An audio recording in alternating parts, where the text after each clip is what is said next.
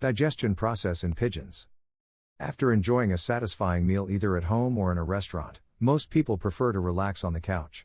There's no better way to savor a full stomach than by sitting back and doing nothing, perhaps even taking a nap. Sometimes, despite feeling full, there's a desire to engage in activities like table tennis immediately after eating. However, as my mother always wisely advised, it's not advisable to participate in strenuous activities on a full stomach. Although she may not have possessed nutritional expertise, some things are understood through experience. The process of digestion needs to occur after the meal reaches the stomach. The body redirects its blood supply to the stomach and intestines to facilitate nutrient absorption, resulting in a decrease in blood availability elsewhere in the body. Engaging in physical activities at this point leads to insufficient oxygen supply, causing a rapid buildup of lactic acid. Ideally, one should wait for 2 to 3 hours after eating to perform at their peak. This waiting period allows the stomach to empty itself. This principle also applies to pigeons. Pigeons possess a crop, which serves as a site for preliminary digestion. When the food reaches the gizzard or stomach, the larger grains undergo grinding. The duration of this process depends on the type of food the pigeons consume. For instance, peas, beans, and corn require more time compared to rice or sorghum. Grit. To aid in the grinding process, pigeons use grit, which consists of small sharp stones. It's essential to always provide a small container of grit in the loft, allowing the pigeons to utilize it according to their needs.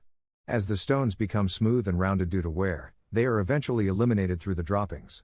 While grit is commonly associated with grinding grains, it also contains calcium. The highly acidic stomach juices rapidly release the calcium, making it available for absorption. However, only a portion of this calcium can be absorbed by the pigeon. Grit may also contain heavy metals, which is undoubtedly undesirable. Grit mixtures with a high content of red stones provide little benefit as pigeons cannot utilize them effectively. Oyster shells, on the other hand, offer more readily absorbable calcium and are thus the preferred choice. Moving on, the partially digested food enters the small intestine. Alongside the food, various other substances such as molds and toxins find their way into the intestine.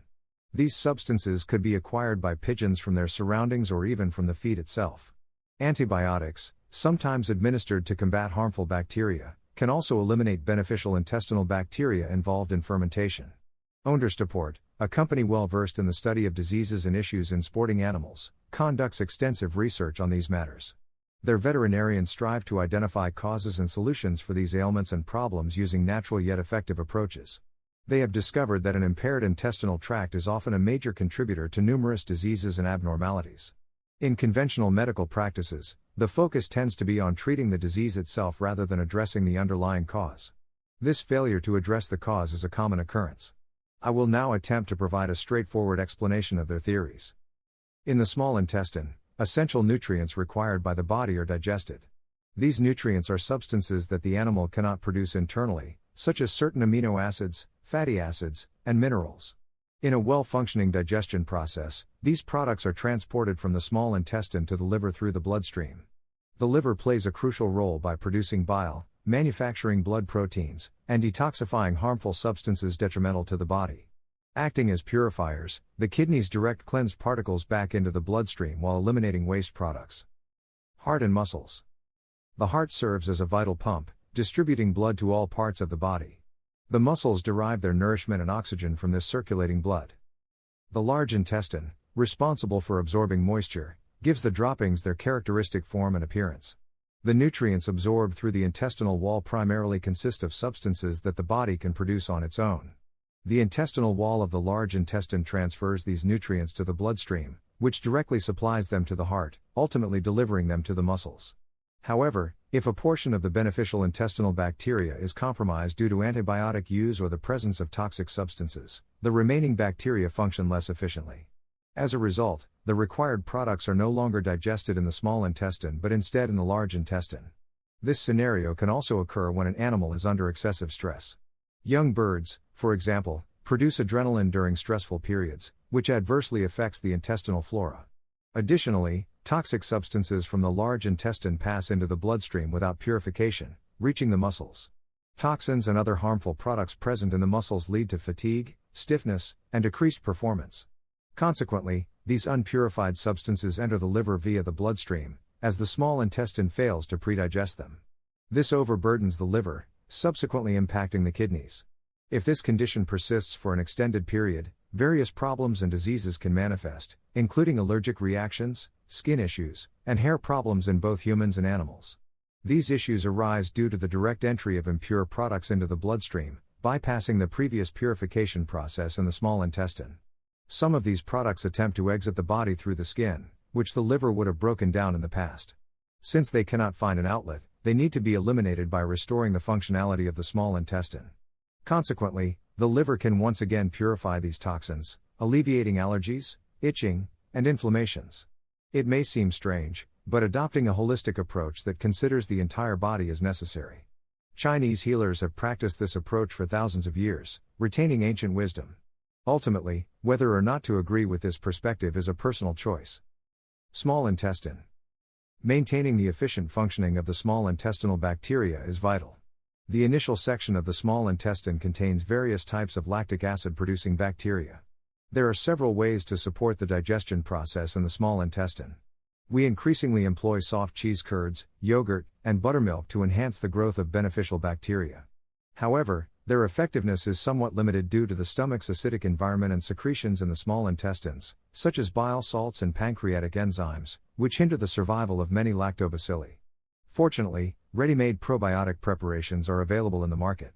Probiotics are composed of microbial cells that positively influence the host's health and well-being. Lactobacillus, Streptococcus, Pound acidophilus, and Bifidobacterium are examples of good bacteria that provide beneficial effects. When the quality is high, and good quality raw materials are utilized, the use of these probiotics can significantly contribute to a more efficient intestinal tract. However, there are differing opinions among scientists, and some remain critical of their application. Personally, I believe that using probiotics can make a difference in our pursuit of healthy pigeons. Liver overburdening. While probiotics can yield positive results, it is crucial to avoid constantly burdening the liver with antibiotics, mycotoxins, aflatoxins, chemical products, toxic herb mixtures, excessive legume consumption during the racing season, overdosing on vitamins and amino acids, and so forth. There must be a limit to these practices. Back on our feet. Undoubtedly, numerous fanciers in the pigeon world engage in various methods and techniques. However, prioritizing health is of utmost importance. By enabling the organs to fulfill their intended functions without continuously dealing with waste accumulation, we can restore health and enhance resistance. Consequently, the birds will regain their former radiance. I trust that readers of my articles have now comprehended the essence of this approach.